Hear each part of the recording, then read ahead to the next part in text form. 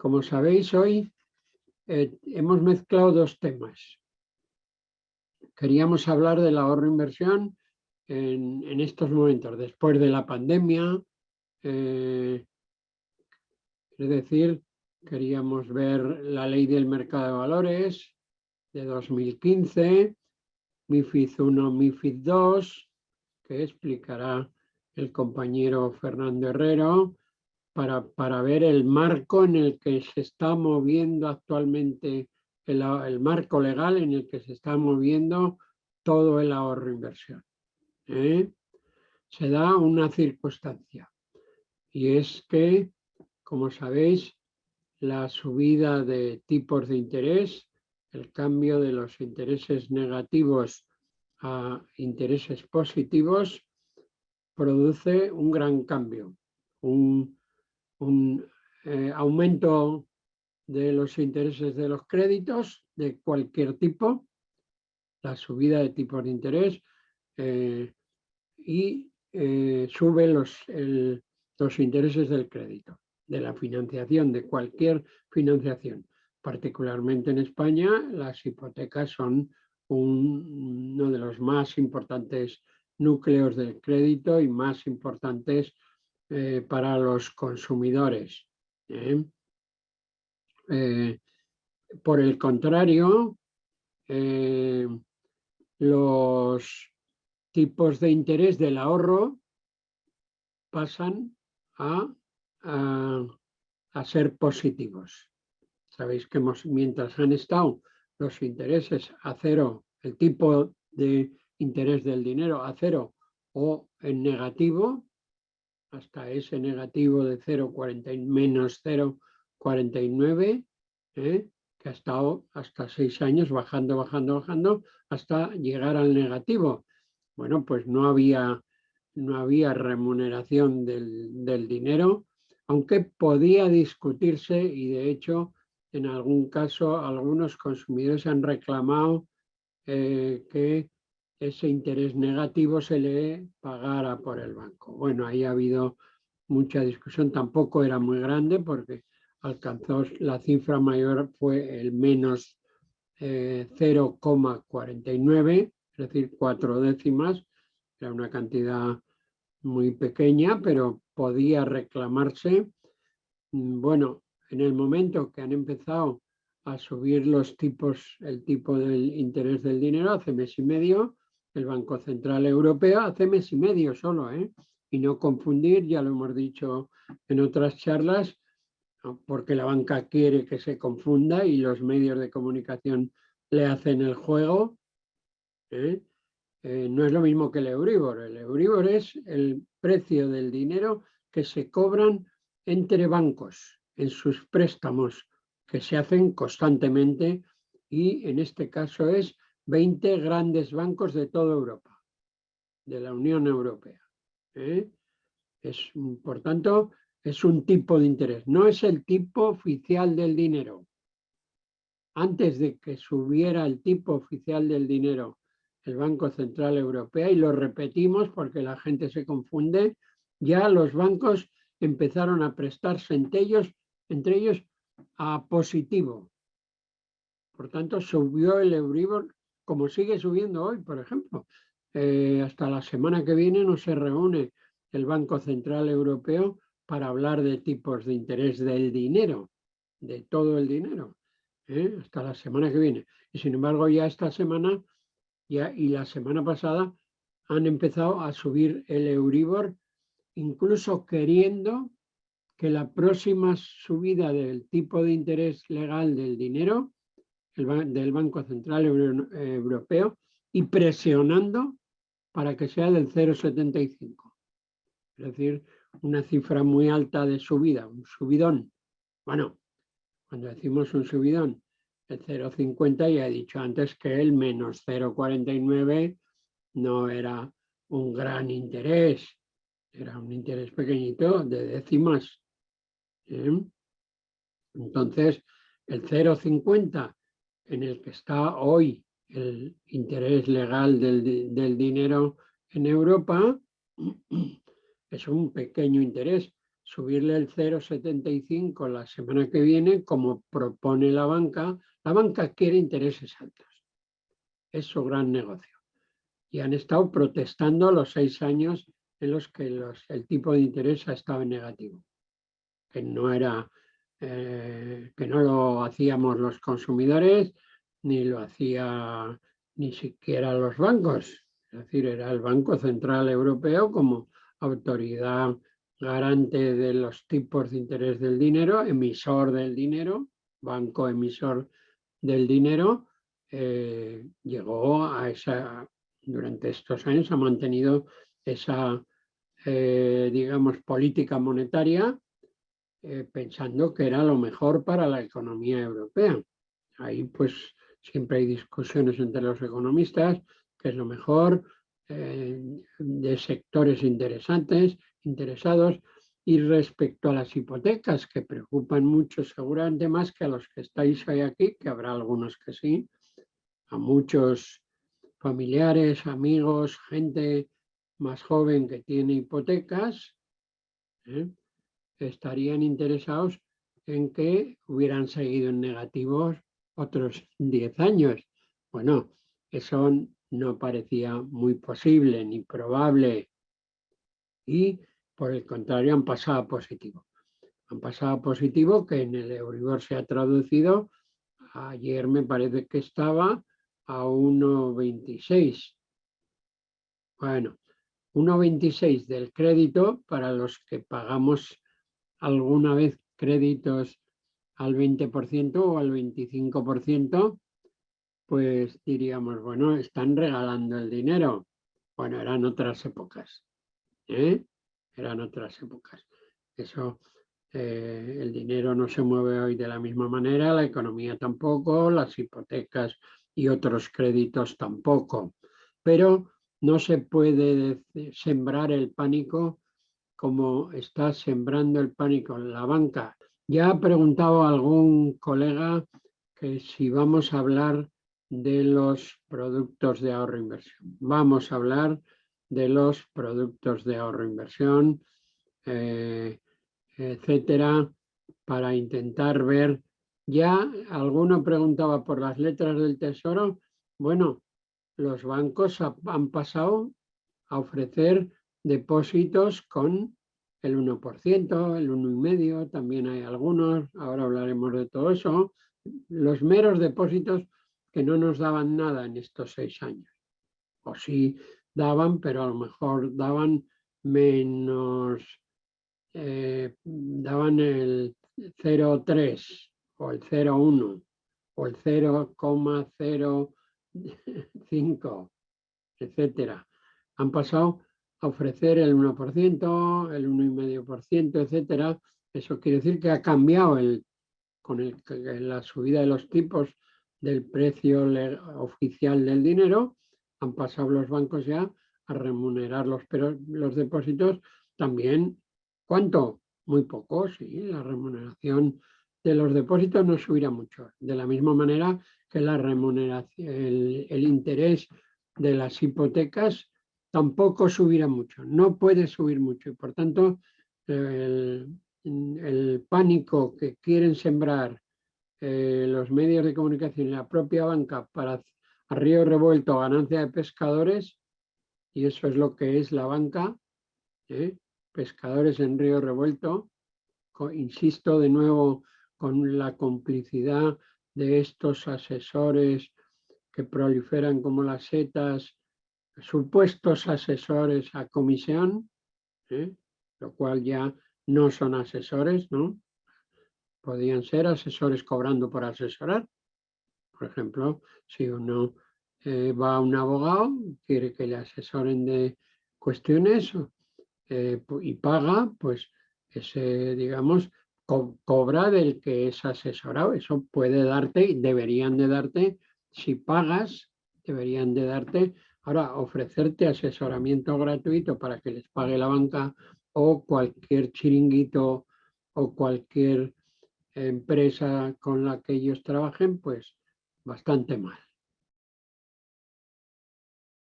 Básicamente lo que yo pretendo hoy, porque que no se nos vaya el tiempo en exceso, son cuatro bloques, ¿no? Unos breves apuntes sobre el panorama de la ahorro-inversión en España en este momento, la actualidad y perspectivas de la ahorro-inversión como complemento a esos breves apuntes, cuáles son los retos claves de la regulación en materia de la ahorro-inversión para los consumidores y alguna referencia general a la crisis actual y el ahorro-inversión. Una crisis que, bueno, comentaremos que viene de lejos, aunque ahora estemos en algunos puntos más destacados, en algunas vertientes, ¿no?, que han afectado a la inflación y, por tanto, también a las políticas monetarias del Banco Central Europeo y a los tipos de interés. Estos breves apuntes del panorama del ahorro-inversión, yo quería comenzar por señalar que hay unos datos que estamos viendo seguramente en la prensa estos días y que requieren algún tipo de advertencia o aviso interpretativo, ¿no? Cualquiera que abra internet o abra el periódico o escuche la radio, vea la televisión, ve que es que los españoles, los consumidores españoles están ahorrando muchísimo, ¿no?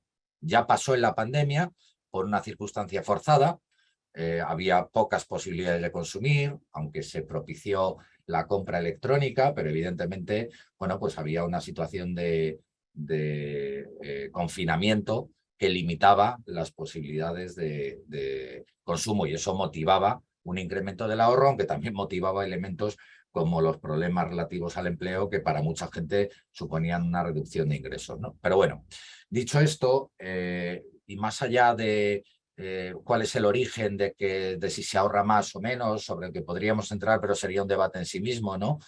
¿Por qué la gente que puede ahorra más? Porque hay elementos pues también de incertidumbre, de no tengo claro si embarcarme ahora a determinada compra, prefiero guardar este ahorro porque parece que la economía va mal y quiero mantener un colchón que me permita sobrellevar ciertas circunstancias, etcétera. Habría unos datos importantes. El primero de ellos es que, claro, puede aumentar el ahorro, pero en un contexto de inflación creciente y que aunque ha habido momentos históricamente en los que incluso ha sido superior, no estábamos acostumbrados a ellas, pues el dinero que uno tiene ahorrado pierde valor en términos relativos, ¿no? Si suben los precios, el mismo dinero que tengo me permite adquirir menos bienes, con lo cual hay un efecto sobre el ahorro pues indeseable en ese sentido, ¿no? O bueno, o perjudicial, porque el dinero conservado pues permite menos, pierde valor. Por otro lado, hay un elemento de desigualdad, aunque se habla de que en plena ola inflacionista se han ahorrado o se ha incrementado en 45.000 millones, que es una cifra tremenda, ¿no? El ahorro de las familias, claro, las estadísticas y la macroeconomía son eso, ¿no? Son estadísticas y son macroeconomía, pero seguramente lo que estamos asistiendo es una circunstancia en la que los sectores de población y de consumidores en mejores condiciones de empleo, de patrimonio, pues están ahorrando más, al mismo tiempo que aquellos sectores que están en peores condiciones no es que no estén ahorrando más, es que están afrontando dificultades crecientes para llegar a fin de mes, ¿no? Y luego, un dato que hay que aclarar cuando se habla de que las familias españolas tienen ahorrados en depósitos, aquí ya hablo de ahorro financiero estrictamente, en julio de 2022, según el Banco de España, más de 978.000 millones de euros. Cuando uno entra al fondo de los datos, ve que el Banco de España integra dentro de lo que llama depósitos el dinero que hay en depósitos a plazo, que pueden tener una mayor rentabilidad, del 1, del 2, están habiendo ofertas ahora en este momento, pero lo mezcla con los depósitos en cuenta corriente, es decir, el dinero depositado en cuenta corriente, por tanto no es depósito, perdonadme mi propia confusión. Pues bien, si atendemos a esto, más del 95% del dinero que el Banco de España califica como en depósitos de las familias está en cuentas a la vista, es decir, en un dinero a disposición que expresa que los consumidores tienen ese dinero no como un instrumento efectivo de ahorro para obtener una rentabilidad, sino como un lugar donde tener el dinero para disponer del mismo en cualquier momento, sin necesidad de preaviso, sin necesidad de esperar un año o dos, como marca un depósito a plazo, pues para afrontar cualquier circunstancia sobrevenida o que pudiera derivarse de la crisis. Tenemos la actualidad y perspectivas del ahorro e inversión para los consumidores. Esto seguramente daría para 2 horas si quisiéramos entrar al fondo y al detalle, y entonces yo solo he querido marcar algunos elementos que por su carácter especialmente novedoso o especialmente rupturista con la situación de la que venimos, pues me parecen importantes como cosas que están llegando y retos que, por tanto, por un lado los reguladores, por otro lado las propias entidades y desde luego los consumidores tenemos que afrontar. Por un lado está toda la cuestión de la sostenibilidad. Una cuestión tan relevante que no solo las entidades han tomado un interés especial en vender productos con apariencia de sostenibilidad o de productos verdes, sino que la propia Comisión Europea y las propias instituciones europeas están queriendo regular esta cuestión, ¿no? Las finanzas sostenibles, que sobre todo se concentran a día de hoy en España y en toda Europa, en la venta de fondos de inversión con el sobrenombre de sostenibles, donde nos encontramos con el problema del llamado greenwashing o lavado verde, es decir, la publicidad engañosa, de alguna manera, por decirlo, en la que te venden un producto como respetuoso con determinados criterios medioambientales, sociales y de gobernanza, pero que no están adecuadamente regulados a día de hoy y por tanto son fuente de conflicto y de engaño.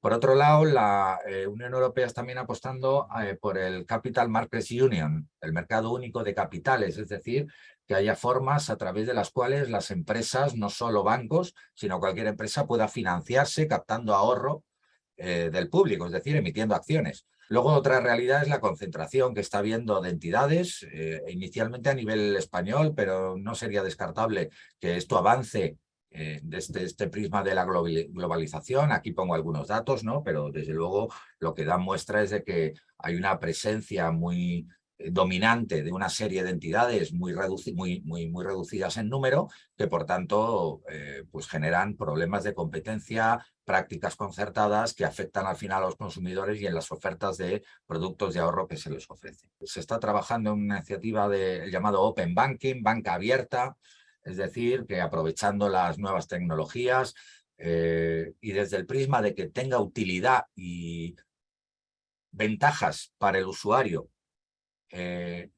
los bancos puedan compartir nuestra información, las instituciones financieras en general puedan compartir mi información, de manera que un banco del que no soy cliente sepa cuál es mi perfil y por tanto me ofrezca un producto determinado en teoría adecuado a mi perfil. Bueno, pues desde este prisma parece una perspectiva favorable para un desarrollo adecuado del mercado, de mayor competencia, pero también genera riesgos, ¿no? Todavía muy incipientes, dado que no se ha definido adecuadamente ninguna regulación al respecto. La digitalización, el asesoramiento robotizado mediante inteligencia artificial a la hora de contratar productos de ahorro y de inversión a través de páginas web es otro elemento donde va a haber mucho trabajo por hacer y mucha atención que prestar, ¿no? Porque al final dice, bueno, no, es que te asesoró mal una máquina, ¿a quién reclamo? ¿Qué criterios aplica esa máquina, ¿no? ¿Cómo se ha programado esa máquina para asesorarme? Y desde luego el papel de los supervisores, que uno a la pérdida de confianza en las instituciones es un elemento de reto importante, ¿no? En las perspectivas del ahorro e inversión para los consumidores, habida cuenta de lo sucedido hasta el momento y que ha generado, es el papel que han jugado, una pérdida de confianza en las instituciones, por un lado, y en las propias entidades financieras, ¿no? Que tiene mucho que ver también con la ausencia de un mecanismo de resolución de conflictos. Y en todo este contexto se ha planteado una reforma de la ley actual del mercado de valores, la ley que regula fundamentalmente toda la comercialización de productos de ahorro e inversión. No sería solo, porque también hay productos de seguro que instrumentan vehículos de ahorro y de inversión, ¿no? Pero bueno, es la que transpone la llamada MiFID II en este momento y donde nosotros hemos planteado en la iniciativa que sometió a consulta el Ministerio de Economía, tendría que decir que hemos planteado contra viento y marea y vamos a seguir planteando 3 elementos fundamentales, ¿no? Porque podríamos entrar a las 200 páginas de ese anteproyecto, pero seguramente sería absurdo. Ha habido un problema claro en España, que es la ausencia de transparencia efectiva. Es decir, nos hacen firmar montones de papeles para poder acreditar después que nos han informado cuando no nos hemos enterado absolutamente nada de esos papeles. ¿Por qué? Por la jerga, por la presión comercial, por cuál es la relación a la hora de contratar. Creemos que es importante que la transparencia material, no solo la formal, sea un elemento clave incorporado a la ley del mercado de valores. Desde luego también a todas las formas de contratación masiva de los consumidores, pero incluida también en esta ley del mercado de valores. Por otro lado, la incorporación del concepto consumidor, ¿no? A nosotros el concepto de inversor minorista nos lleva a una idea de semiprofesional o no semiprofesional, persona que está dispuesta a jugarse su dinero. Y evidentemente cuando hablamos del ahorrador inversor estamos hablando de gente, hombre, que puede estar dispuesto a asumir, si lo conoce, algún grado de riesgo, pero dentro de unos límites, ¿no? Y yo creo que el concepto de consumidor y la aplicación de toda la ley que protege a los consumidores frente a conductas de manipulación de la información, de incumplimientos de obligaciones que hay a la hora de contratar cualquier producto es un elemento fundamental. Y luego adaptar las normas de conducta que tienen que seguir las entidades a las realidades que estos 15 años han expresado, ¿no? Es decir, aquí hubo una MiFID y después una MiFID II que dijeron que los consumidores antes de contratar preferentes o productos complejos tenían que hacer un cuestionario de idoneidad, un test de conveniencia, y al final eso te lo daban relleno, lo firmabas y se convirtió en vez de una herramienta de garantía para el consumidor en una herramienta de defensa para el banco ante futuras reclamaciones. Por tanto, es necesario reformar esto. Quería hacer alguna referencia a la crisis actual y el ahorro e inversión. Claro, cuando dice uno la crisis actual, yo creo que los efectos de la crisis de 2008 no se han conseguido superar en estos 12 años, ¿no? En fin, que seguimos en una situación en la que nunca se llegó adelante, ¿no? Pero evidentemente ahora está habiendo en materia de ahorro e inversión unos elementos diferenciadores, ¿no? Pero en él hay aspectos atemporales y aspectos de la actualidad, si hablamos del ahorro e inversión. Sigue dándole la circunstancia de que el usuario rara vez contrata el producto que necesita o que rara vez lo contrata con completo conocimiento del alcance de lo que está contratando. Y esto tiene mucho que ver con la creciente complejidad de productos, con el interés de la banca en conseguir productos que cooperen a mejorar sus ratios de solvencia porque también les vienen exigidas o les llegan mayores exigencias de solvencia a través de los acuerdos de Basilea I, Basilea II, etcétera. Hay un fracaso de la normativa MiFID. Cuando digo MiFID me hablo de la 1, hablo de la 2 y creo que la propia Comisión Europea está haciendo evaluaciones al respecto. Y luego la publicidad financiera. Tenemos dos normas aprobadas en 2020, una circular del Banco de España, otra de la CNMV, que se han quedado en mero agua de borrajas, ¿no? Elementos genéricos, con una falta de regulación efectiva y sobre todo una falta de actuación frente a iniciativas publicitarias, y cuando digo publicitarias hablo incluso de cartas que se envían a los domicilios que luego generan los problemas que vienen. Y por último, los aspectos de actualidad, ¿no? Que alguno tiene que ver con lo atemporal, la creciente complejidad de productos que no viene de hoy, viene de hace 14, 15, 16 años, ¿no? Productos ahora de seguros de renta vitalicia que mezclan lo más típico del producto financiero complejo con el producto de seguro de vida. La existencia, como decía, de requisitos de capital del sector que impulsan que este sector, el sector financiero, quiera lanzar nuevos productos porque los depósitos no le salen a cuenta. Y luego, evidentemente, lo más característico de la crisis, la inflación y la evolución de tipos de interés. Alguien preguntaba qué va a pasar con los tipos de interés. No soy quien seguramente para analizar lo que va a pasar, pero lo que se está diciendo en los sectores es que espera un tiempo razonablemente medio o largo de tipos de interés altos o en crecimiento, precisamente como lucha contra esa inflación. Pero esto seguramente es muy difícil de evaluar y sobre todo el problema más patente es la diferencia que tradicionalmente ha habido entre cómo se traducen las subidas de tipos de interés oficial en los costes de financiación y cómo se traducen en la rentabilidad del ahorro, ¿no? Del ahorro más tradicional. Dos retos que quedan, la gobernanza de productos, que se llama un concepto que ha traído la Comisión Europea, por el cual, si se instrumenta bien, lo que comporta es que las entidades tengan la obligación de, a la hora de diseñar un producto, definir a qué público es adecuado el producto. Y si dicen que es un producto adecuado a público conservador que no quiere asumir riesgos, no se lo pueden vender de ninguna manera a otro público. Por desgracia, parece ser que el lobby bancario está operando en ese sentido para desvirtuar de alguna manera esta obligación desde el propio diseño del producto, ¿no? Y en fin, lo dejo con el ahorro activo versus ahorro pasivo que señalaba como última reflexión, ¿no? Yo creo que a día de hoy la mayoría de los ahorradores podemos o pueden informarse, tomarse interés, pero si uno tiene unas participaciones en un fondo de inversión, si ha invertido a través de un fondo de inversión pues 3.000 euros de su ahorro, pues normalmente es una cosa muy pasiva. Dejamos que nos lo gestionen, nos darán unos resultados mejores o peores, pero nunca se propicia la participación activa del consumidor en esa capacidad que tiene de influir, pues por ejemplo en las acciones que tiene a través de las participaciones del fondo de inversión, en las juntas de accionistas o en otros elementos que condicionen la actuación de las entidades, ¿no? Básicamente, la pequeña presentación que os quiero hacer hoy es un poco explicar en qué consiste y qué son las criptomonedas y cómo se invierte en ellas, pero de verdad, es decir, no como están contando los medios ni tampoco como están contando en este tipo de macroeventos, sino contar un poco la realidad desde un punto de vista más universitario, académico, ¿no? Desde un punto de vista más económico. Para empezar, tenemos que tener en cuenta que esto de las criptomonedas no es ninguna tontería, ni mucho menos. Estamos hablando de que actualmente hay 21.000 casi 21.000 criptomonedas negociándose en múltiples mercados a lo largo y ancho del mundo, ¿vale?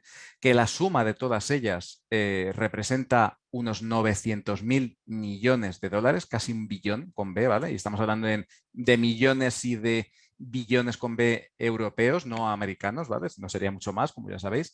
Pero bueno, estamos hablando pues eso, de cantidades muy grandes. Para que contextualicemos un poco, tenemos que pensar que, hombre, que la capitalización de todos los mercados estadounidenses, por ejemplo, representa 48 billones con B de dólares, pero la bolsa española tiene una capitalización de en torno a 1,2 billones. Es decir, la suma de todas las criptomonedas, más o menos, podríamos decir que es equivalente al valor que tienen todas las compañías negociadas en bolsa en España. O sea que no es ninguna tontería, ¿vale? Estamos hablando de una auténtica revolución. Evidentemente, de esas 21.000, hay muchísimas que apenas tienen valor, no tienen utilidad, no tienen interés ninguno, pero sí que hay un conjunto de unas 500, quizás 1.000, que pueden tener futuro y que forman parte de proyectos. Porque hay una cosa que no se dice nunca en los medios, no se comenta en ningún sitio.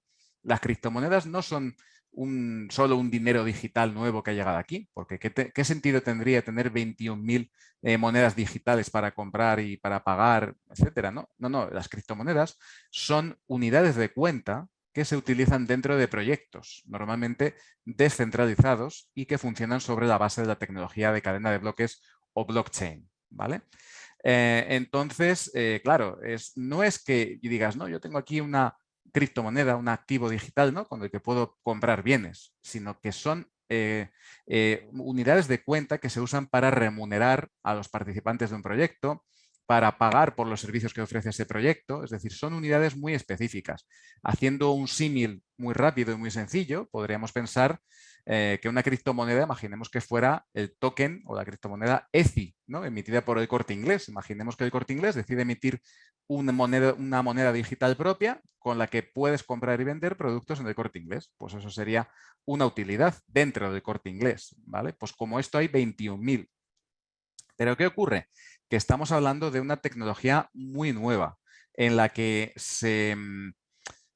digamos, están descontando expectativas sobre la utilidad de estos proyectos inmensas en el futuro. Estamos hablando desde proyectos que utilizan contratos inteligentes que permiten vincular determinadas acciones a determinados pagos, a determinados cobros, ¿no? Estamos hablando de la eliminación de intermediarios en muchísimos sectores a través de esta tecnología de cadena de bloques que permite quitar auditorías, notarios, es decir, terceros que dan fe o que intermedian de alguna manera. Todo esto se puede eliminar en buena medida utilizando la tecnología de cadena de bloques. Estamos hablando de proyectos en los que se garantiza la privacidad de las transacciones o mediante los que se pueden realizar préstamos entre partes de forma descentralizada sin tener un banco por medio. Es decir, estamos hablando de una auténtica revolución que ahora mismo a día de hoy está en pañales, está empezando, aunque no lo parezca. Tenemos que pensar que el paper de Satoshi Nakamoto, cuando publica el paper en el que habla de Bitcoin, aparece en 2008, ¿vale? Y estamos en 2022, han pasado 14 años, que eso históricamente es como una gota de agua en el mar, o sea que pueden pasar muchísimas cosas todavía.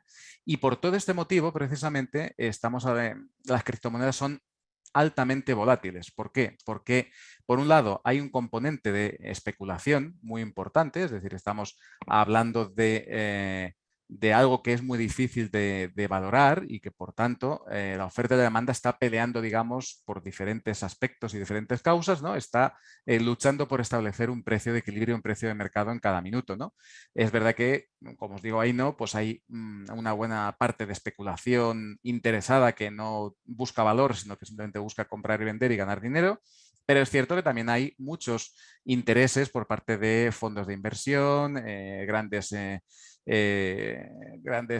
digamos, inversores semilla, en fin, grandes capitales que tienen interés en este tipo de proyectos, que invierten sumas muy importantes y que tratan de alguna manera de valorar estas utilidades futuras que pueden tener todas las criptomonedas y los proyectos que están asociados a ellas. Precisamente por esta alta volatilidad y por este riesgo que supone esas oscilaciones tan fuertes que hemos visto en Bitcoin, que Bitcoin ha bajado un 50 y un 80% y luego lo ha recuperado, ¿vale? Estas fluctuaciones tan grandes, por este motivo nunca se debe invertir más del 5% de nuestra cartera de inversión en criptomonedas. Es decir, si yo tengo 10.000 euros para invertir, es decir, estamos pensando en dinero que queremos invertir en productos de mayor o menor riesgo, pueden ser bonos, pueden ser fondos de inversión, pueden ser acciones o pueden ser criptomonedas, técnicamente no deberíamos destinar más de 500 euros a este tipo de activos, ¿vale? Si tuviésemos eso, o sea, una cantidad como 10.000 euros. En todo caso, aquí conviene recordar siempre a todo el mundo, por favor, que cuando invierta, ya sea en bolsa, en fondos, en criptomonedas, en cualquier producto, que sepa que hay un riesgo, que no hay nada seguro y que, por tanto, ese dinero puede estar condenado a perderse por completo. Entonces, nunca invirtamos, esta es la regla número 1, nunca invertir dinero que necesites para comer. Yo he visto casos escandalosos de gente que ha pedido hipotecas, préstamos, etcétera, para invertir en bolsa o para invertir en criptomonedas. Es una auténtica locura. Siempre es mejor invertir dinero que podamos permitirnos perder hasta cierto punto, ¿vale? O al menos quedarnos sin buena parte de él, que desde luego apalancarse de esa manera y pedir un préstamo para invertir, por ejemplo, ¿no?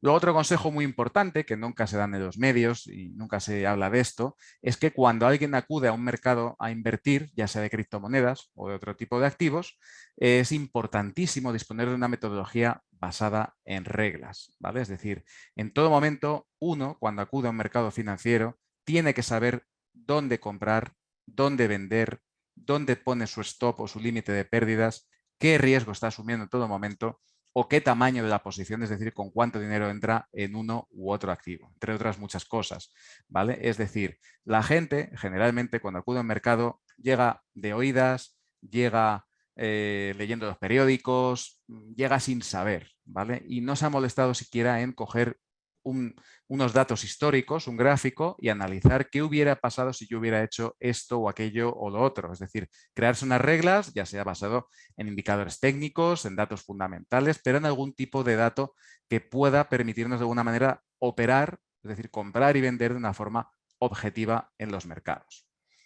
A este respecto, conviene no olvidar nunca que hay un trinomio que no se puede romper y es que riesgo, rentabilidad y tamaño de las posiciones siempre van de la mano. Es decir, a mayor riesgo, generalmente también mayor rentabilidad, ¿vale? Y todo esto está muy relacionado con el tamaño de las posiciones, es decir, por la cantidad que estemos comprando y vendiendo.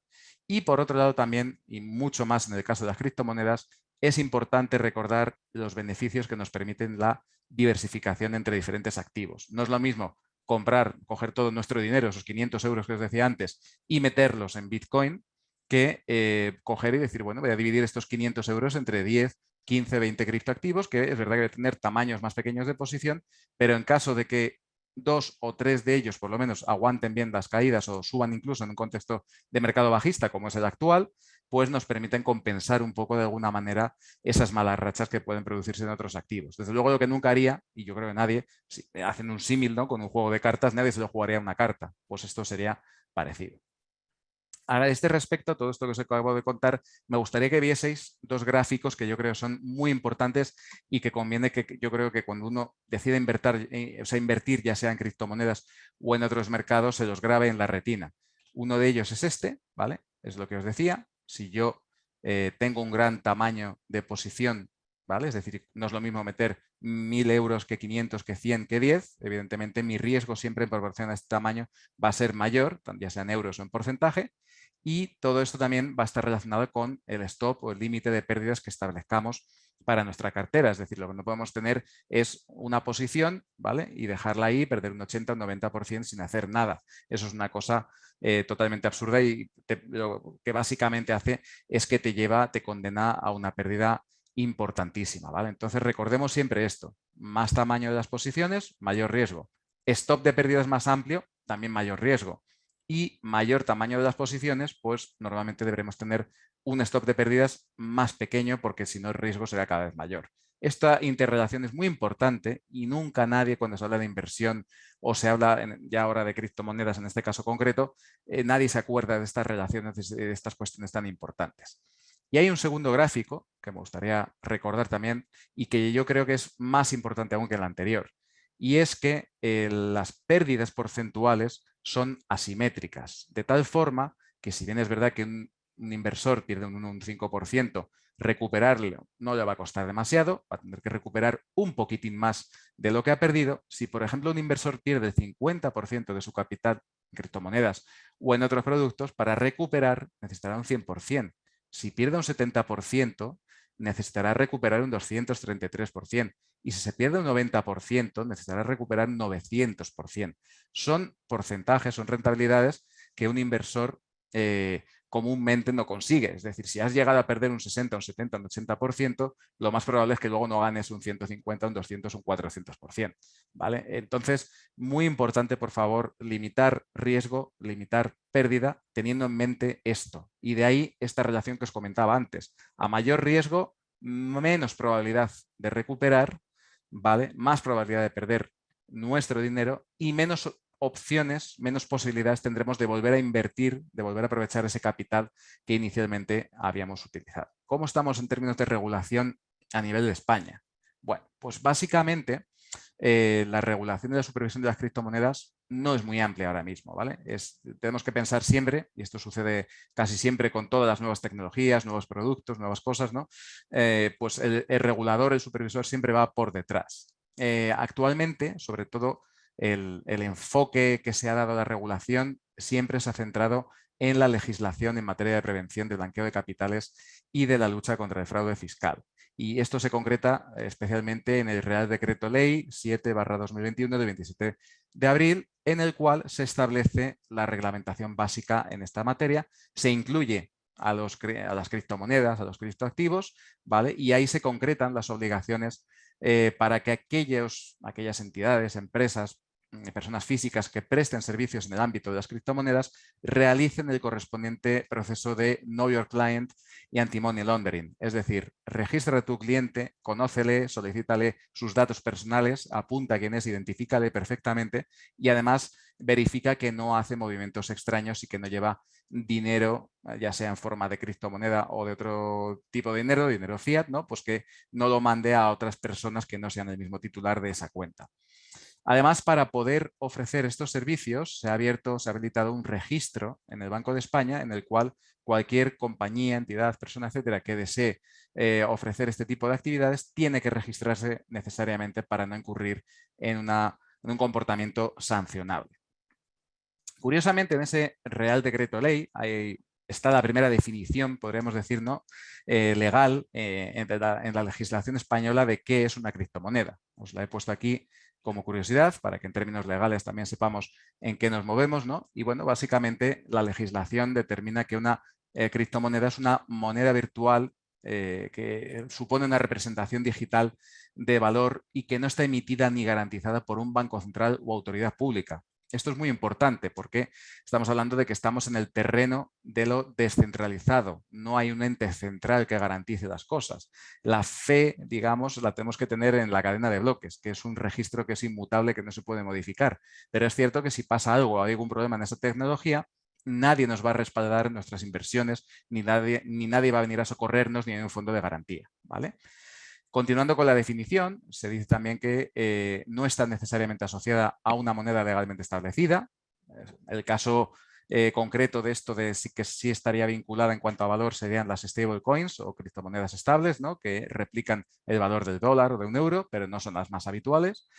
Y además las criptomonedas, según esta definición, no poseen estatuto jurídico de moneda o dinero, ¿vale? No se considera, por tanto, moneda de curso legal, salvo casos muy puntuales como hemos visto en El Salvador o en la República Centroafricana, pero en la Unión Europea a día de hoy las criptomonedas no tienen estatus de dinero legal, ¿vale? Pero, curiosamente, sí que son aceptadas como medio de cambio y pueden ser transferidas, almacenadas o negociadas electrónicamente. Es decir, sí se admite el uso de estas criptomonedas para pagar bienes y servicios, ¿de acuerdo? Se reconoce esa posibilidad y, de hecho, Hacienda considera que el IVA que se paga por una transacción con criptomonedas tiene que ser declarado.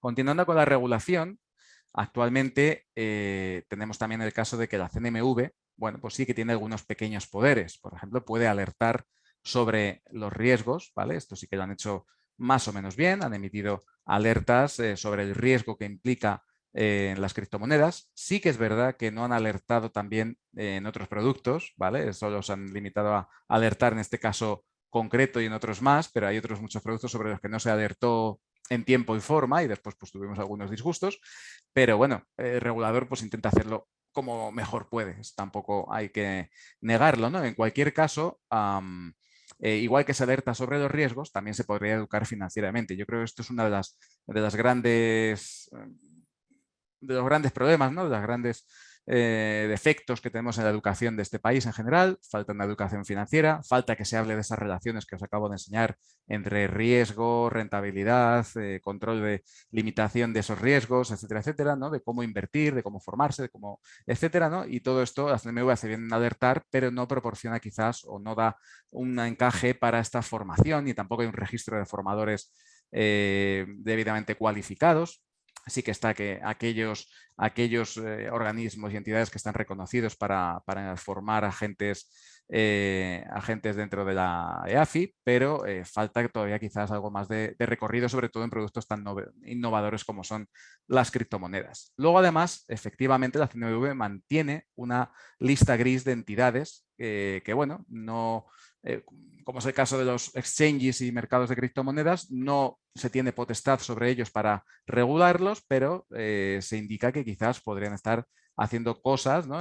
Ofreciendo servicios o productos que quizás estarían en un aspecto, en una zona, ¿no? Que no está muy claro si eso es legal o no es legal, ¿no? Entonces lo que hacen es alertar.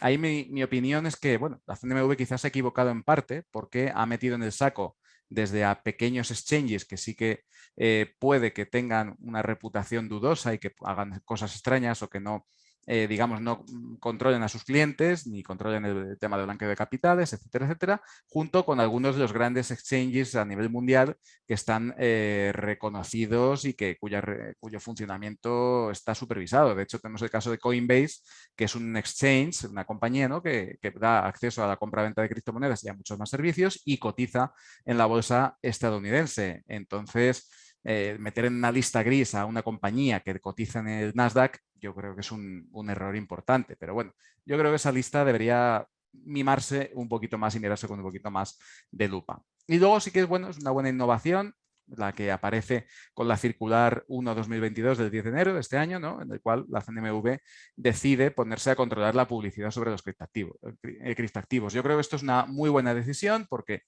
si no se pone orden en esto, cualquiera puede decir que puedes ganar millones de la noche a la mañana con criptomonedas y, bueno, esto evidentemente supone un riesgo importante, ¿no? Entonces, bueno, supervisar y controlar la publicidad sobre criptomonedas me parece un acierto. ¿Cuáles son los mejores exchanges y cualquier sitio se puede ir a comprar y vender criptomonedas. Yo ahí lo que recomiendo siempre es visitar, hay una página web que es CoinMarketCap. Es una página web en la que se recopilan los datos más importantes de todos los mercados, de todos los criptoactivos, de su funcionamiento y de los mercados más importantes, ¿no? Entonces yo me iría a los 10 mercados que tengan mayor volumen de negociación y abriría cuenta para operar ahí. No me metería, desde luego, en pequeños sitios, en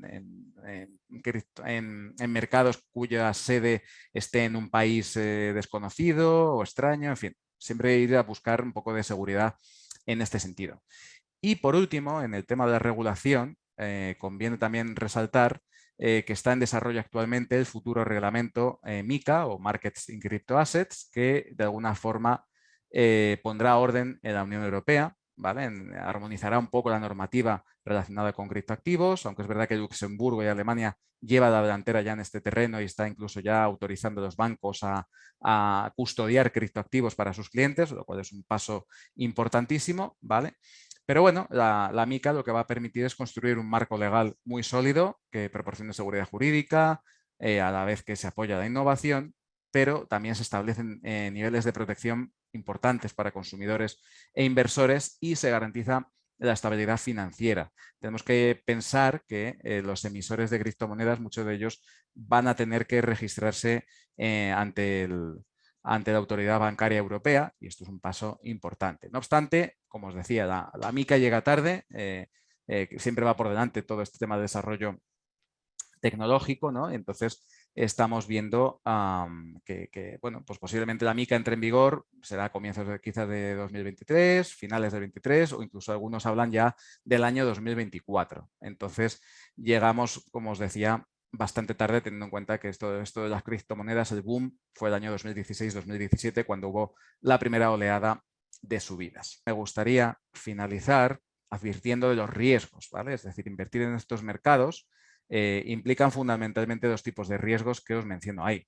Por un lado, caer en comportamientos próximos a la ludopatía, ¿vale? Esto lo estamos viendo sobre todo en la gente joven, ahora comentaré un poquito más en detalle sobre eso, pero es cierto que en general la operativa, sobre todo en los mercados a nivel intradiario, se puede llegar a asemejar al juego y crear adicción, ¿vale? Esto lo he visto a muchísima gente.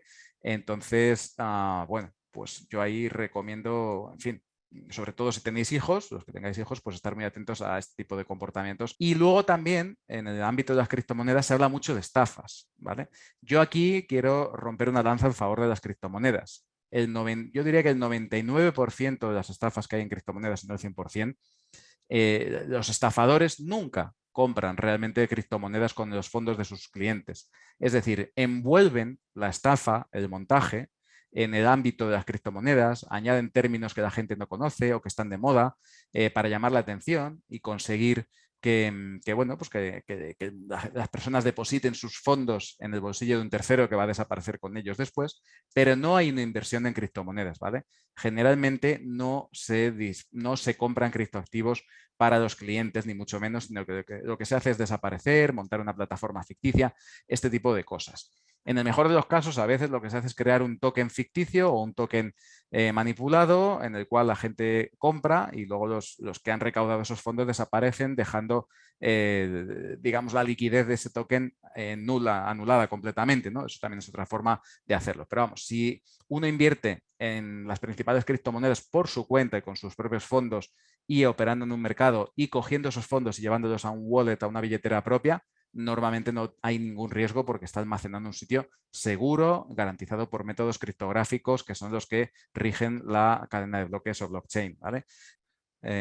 Por un lado, para evitar caer en la ludopatía, ¿vale? ¿Qué consejos puedo daros? Bueno, pues por un lado, lo que os decía al comienzo de mi intervención, tener un plan de inversión claro que hayamos estudiado y analizado previamente con datos históricos, ver qué hubiera pasado si hubiese comprado aquí, vendido aquí, etcétera, etcétera, ¿no? Y con el que estemos cómodos. El tener unas reglas, una disciplina, evitan tener que estar pendiente del mercado a todas horas, todos los días y deseando comprar, vender por necesidad, ¿no? Lo importante es contar con ese plan de inversión y saber cómo actuar en cada momento. A veces simplemente con mirar una vez al día o mirar una vez a la semana, una vez al mes, nuestra cartera de criptomonedas seguramente sea suficiente. No hay por qué estar cada minuto comprando y vendiendo en los mercados.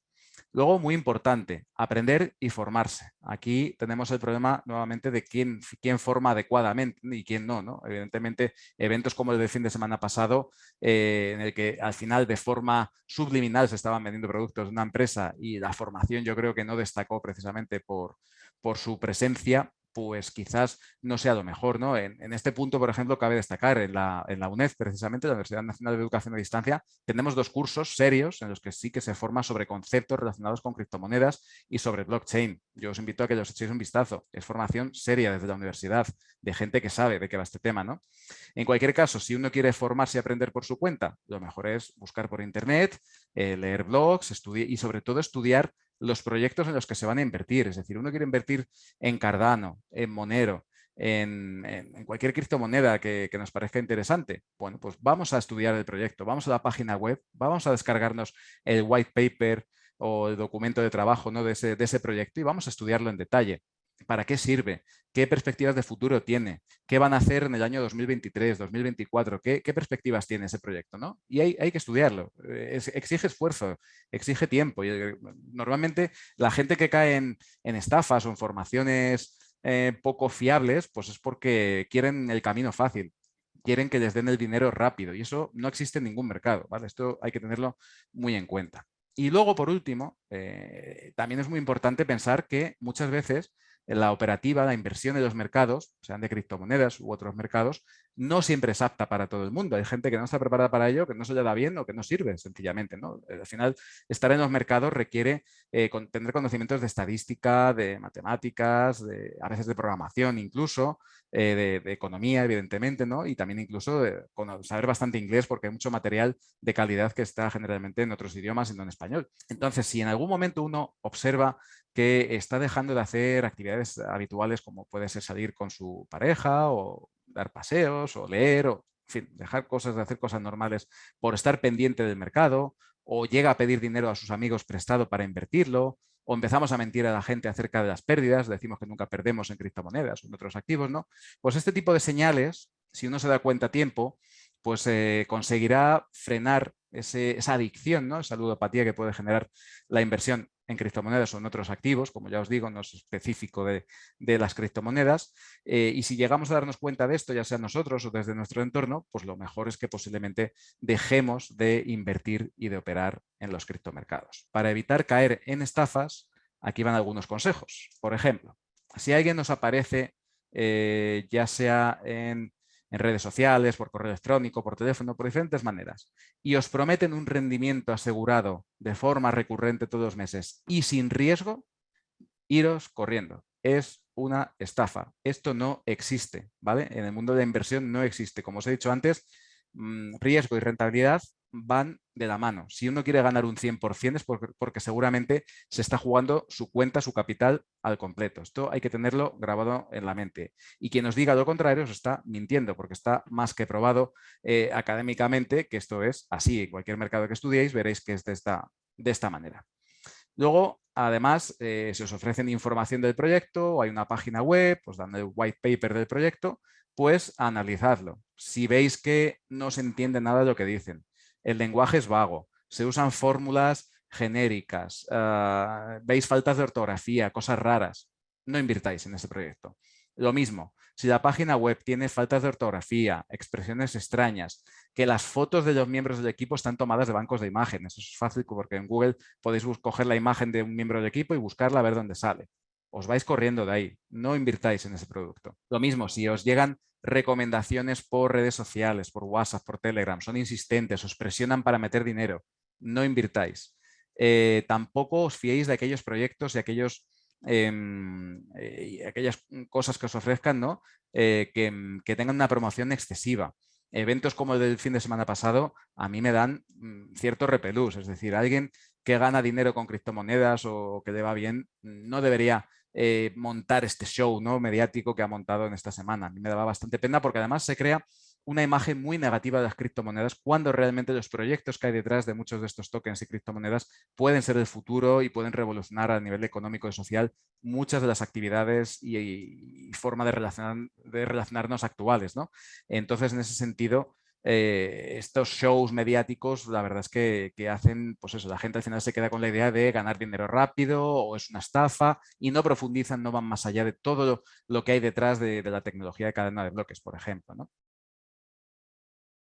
La definición del Real Decreto Ley 7/2021 que modifica la Ley del Mercado de Capitales ya la han dado, de criptomonedas. Como consumidores lo que nos interesa es que efectivamente al no estar reguladas tenemos que tener en cuenta que cuando invertimos no estamos ni cubiertos por el Fondo de Garantía de Depósitos, como podría pasar en los bancos, ni con el Fondo de Garantía de Inversiones.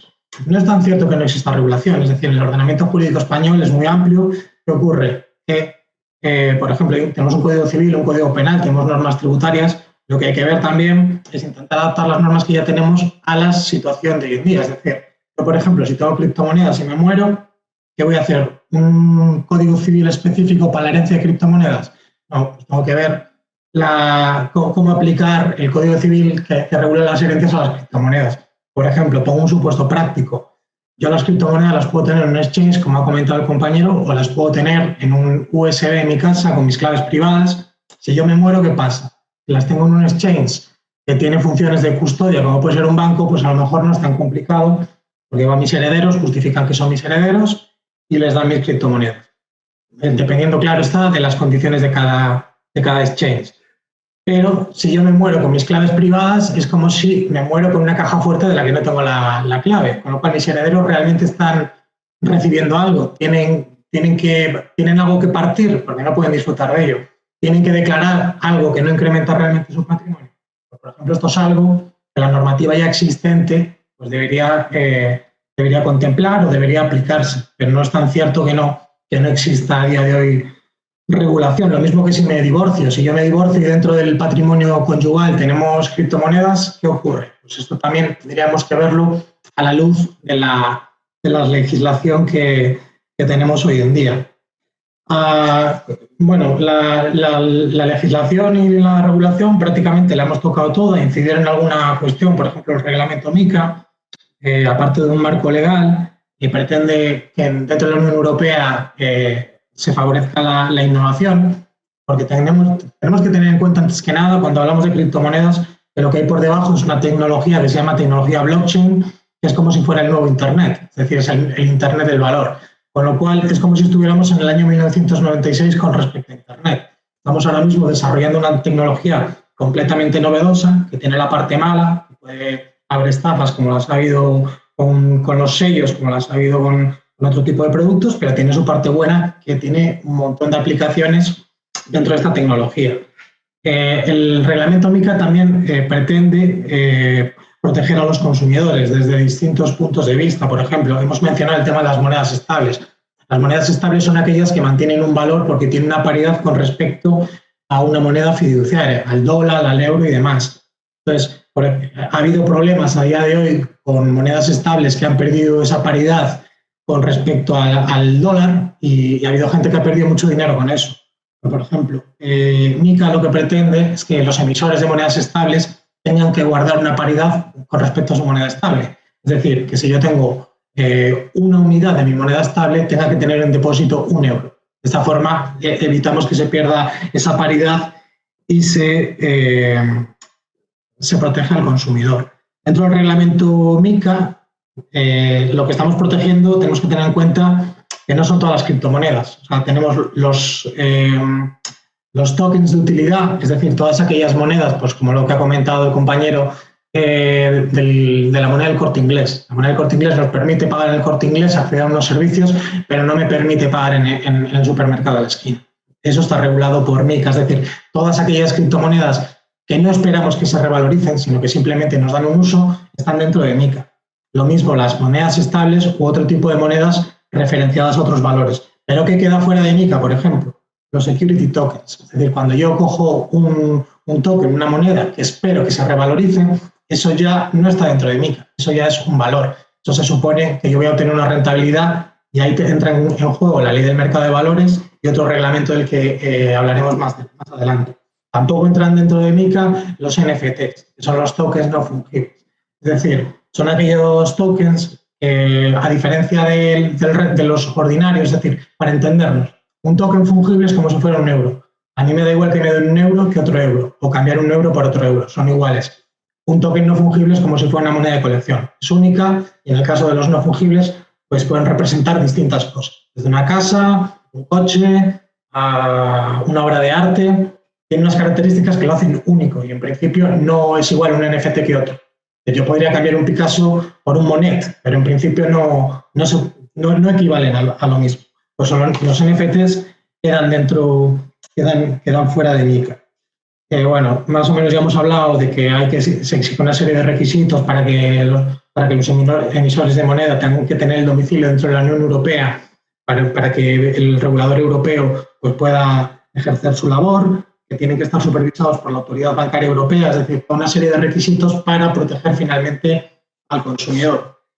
Por ejemplo, otra cosa que contempla MiCA para proteger al consumidor es que si yo compro un token de utilidad directamente a quien lo emite, igual que cuando yo compro en comercio electrónico, tengo 14 días de desistimiento, cosa que no ocurre si lo compro a otra persona que no es el emisor directo. Pero si es el emisor directo, yo tengo un derecho de desistimiento de 14 días. O, por ejemplo, el tema de que los tokens tengan que tener un white paper. White paper o papel blanco es como un documento en el que se recogen todas las características de esa moneda, los derechos que yo tengo con la adquisición de esa moneda, los riesgos que tiene esa moneda y demás. Pues MiCA también recoge cómo se tiene que regular el white paper para que la persona que lo compre sepa exactamente lo que está comprando y los derechos que tiene. Como digo, los valores o los securities no se recogen. Hay un reglamento, que es el reglamento sobre el régimen piloto de infraestructuras basadas en mercados distribuidos. Es decir, cuando hablamos de blockchains, son cadenas de bloques distribuidas. Es decir, es un registro que en vez de estar centralizado, está distribuido. Entonces, esto nos permite, desde el lado bueno, hacer muchísimas cosas. Como decía antes, pues, por ejemplo, podemos representar, este reglamento va a permitir que podamos representar acciones o bonos o otros instrumentos financieros mediante tokens, que es como si fueran unas fichas de casino, ¿no? Entonces, estos tokens van a permitir, imaginaros una pyme, a día de hoy se quiere financiar y puede emitir deuda, pero ¿quién va a comprar una deuda de una SL a día de hoy? Pues prácticamente nadie. Pero gracias a este reglamento se va a permitir que esta deuda, esta empresa, se tokenice, que se convierta en distintas monedas, y yo puedo, si veo que la empresa cumple con unas características o me interesa invertir en ella, puedo comprar estos tokens y estoy invirtiendo en esa empresa. Cosa que a día de hoy pues a las empresas pequeñas no se les permite porque no pueden acceder a la bolsa. Entonces, por ejemplo, eso es una cosa buena que tiene el tema de la tokenización y de blockchain, que permite que las empresas puedan financiarse de maneras alternativas. Y luego, bueno, pero esto no requeriría, por ejemplo, a nivel español, requeriría modificar la ley de mercado de valores para que esto sea posible, o requeriría, por ejemplo, también modificar la ley de sociedades de capital, porque tú a día de hoy no puedes representar una acción más que en anotaciones en cuenta, títulos y demás. La ley no te permite representar una acción en Internet, en un registro distribuido. Para que esto sea posible, tendríamos que modificar la norma y esto es lo que pretende hacer este reglamento. Bueno, y luego las distintas normas, como la ley del mercado de valores, que se vayan modificando después. Y con respecto a la normativa española, efectivamente, a día de hoy la legislación española se ha centrado básicamente en la parte fiscal, en la parte de prevención del blanqueo de capitales y en la publicidad.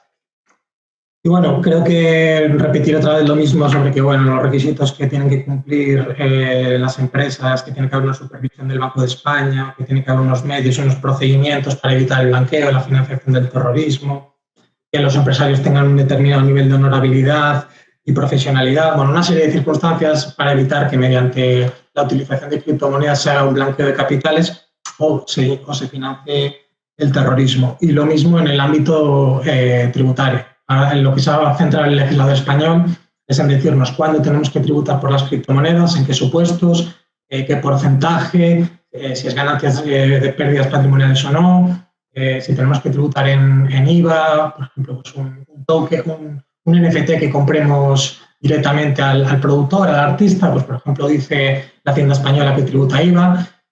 Se centra también pues, básicamente en ver en qué supuestos tiene que tributar la inversión en distintos tipos de criptoactivos y también qué información tiene que dar la gente que tenga, por ejemplo, los exchanges, si tienen un establecimiento en España, tienen domicilio en España, pues tienen que informar también a la agencia tributaria, si se lo pide, pues de qué saldos tenemos nosotros dentro de ese exchange o qué operaciones hemos realizado. Pero bueno, no voy a incidir más en la normativa porque creo que el compañero ya ha hablado de ello. Yo creo que voy a decir como conclusión, y quedo a la espera de las preguntas que queráis hacer. A día de hoy no es tan cierto que no exista una regulación de criptomonedas. Las criptomonedas son un bien. ¿Qué tipo de bien? Hay que verlo en función de si, como digo, es un token de utilidad o es un valor.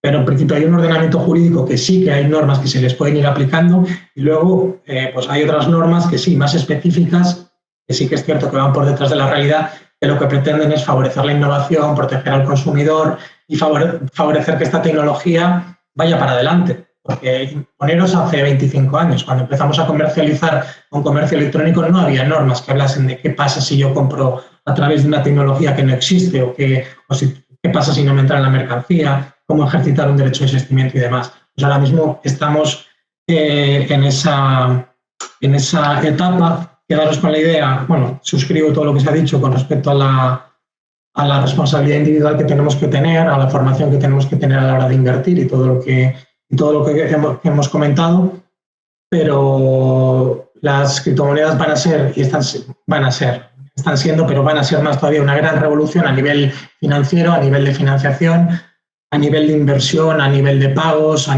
muchos niveles. Y el registro distribuido basado en blockchain, pues lo mismo. Ahora mismo es el Internet del valor que nos va a permitir tener un Internet nuevo, es decir, un Internet en el que podamos comerciar a través de Internet, pagar a través de Internet,